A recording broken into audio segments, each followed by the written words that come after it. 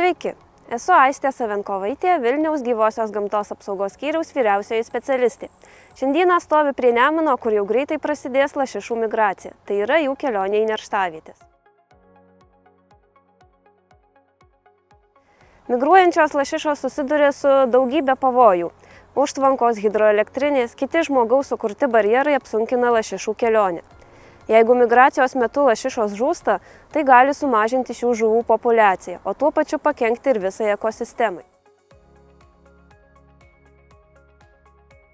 Lašišoms būdinga saugoti savo nerštavietės, jos linkusios iš jų nesitraukti, dėl to tampa dar labiau pažeidžiamos.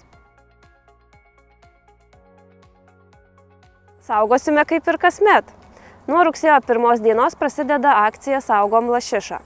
Jos metu stiprinsime kontrolę prie vandens telkinių, kuriuose migruoja ir neršia lašišos bei šlakiai. Tuo pačiu stiprinsime kontrolę ir prie vietų, kur žmonės dažniausiai užsiima neteisėtą šių žuvų žvejybą.